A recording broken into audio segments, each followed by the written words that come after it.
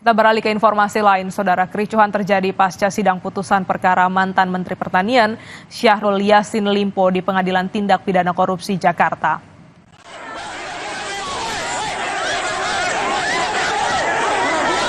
Peristiwa ini terjadi saat Syahrul Yassin Limpo hendak keluar dari ruang sidang usai divonis 10 tahun penjara.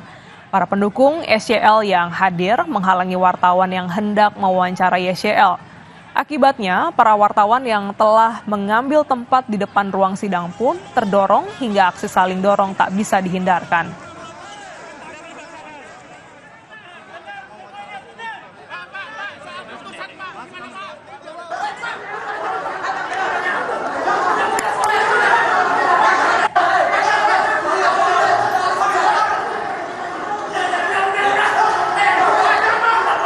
Tidak hanya saling dorong, pendukung SYL juga mengejar seorang wartawan yang tengah bertugas. Bahkan pelaku juga menendang dan memukul wartawan tersebut. Aksi kekerasan ini terhenti setelah pelaku dilerai sejumlah orang yang berada di lokasi.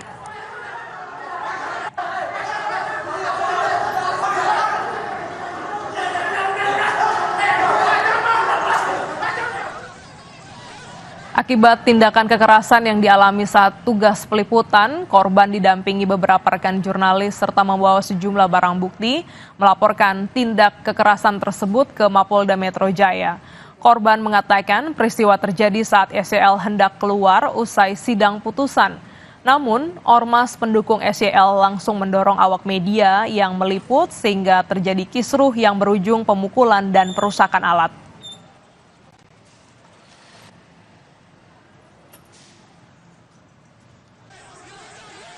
Kita perbaharui informasi soal insiden penganiayaan jurnalis dalam sidang vonis Syahrul Yassin Limpo. Kita terhubung bersama dengan Triksi Valencia dan juru kamera Julian Fernando. Selamat pagi, Triksi. Dalam kericuhan dan penganiayaan jurnalis yang meliput sidang vonis SYL kemarin, sebenarnya berapa korban, berapa wartawan yang menjadi korban dan alat apa saja yang rusak?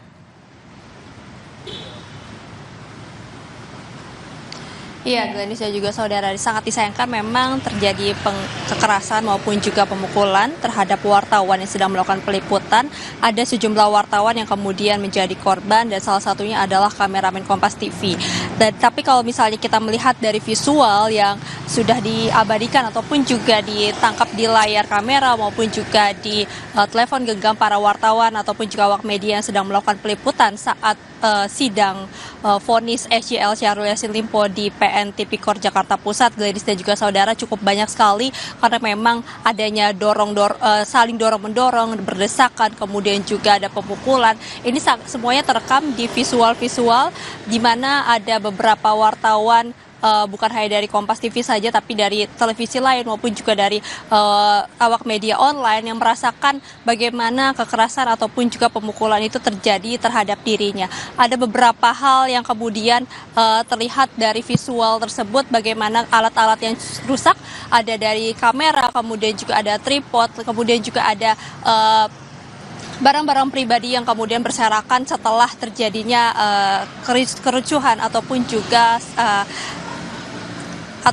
suasana yang tidak kondusif usai putusan dibacakan dari hakim kepada Syahrul Yassin Limpo.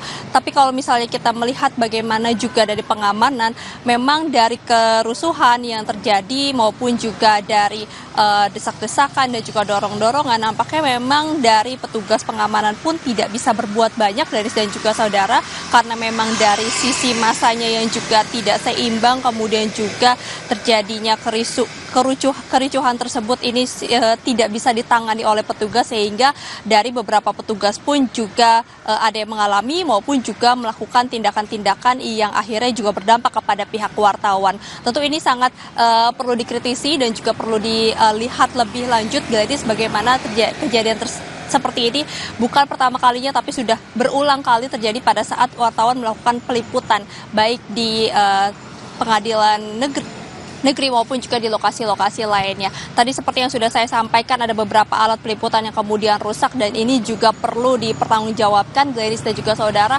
karena melihat bagaimana bukan hanya alat tapi juga ada korban yang mengalami kekerasan, ini juga perlu ditindaklanjuti. Salah satunya juga yang sudah dilakukan langkahnya adalah melakukan pelaporan ke Polda Metro Jaya dengan berdasarkan ataupun juga berlandaskan pasal 170 KUHP terkait dengan pengeroyokan ataupun juga kekerasan yang dilakukan.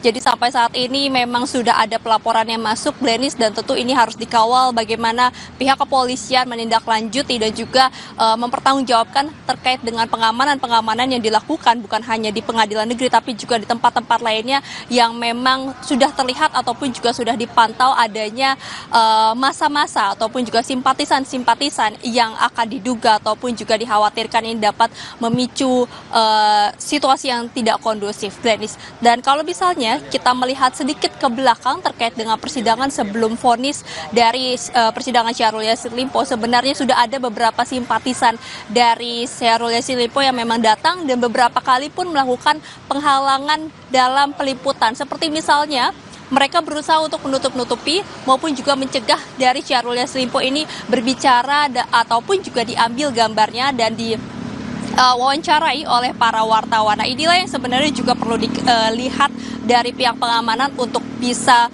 memfilter kembali siapa-siapa saja orang-orang ataupun juga pihak-pihak yang sebenarnya diperbolehkan untuk masuk ke ruang persidangan agar suasananya tetap lebih kondusif. Glenis. Terima kasih jurnalis Kompas TV Triksi Valencia, langsung laporan Anda dari Polda Metro Jaya. Saudara, usai jeda kami kembali dengan informasi PT Pos Indonesia menggelar pameran dan kompetisi filateli internasional. Lebih dari 200 koleksi perangko dari Indonesia dan mancanegara dipamerkan dalam acara ini.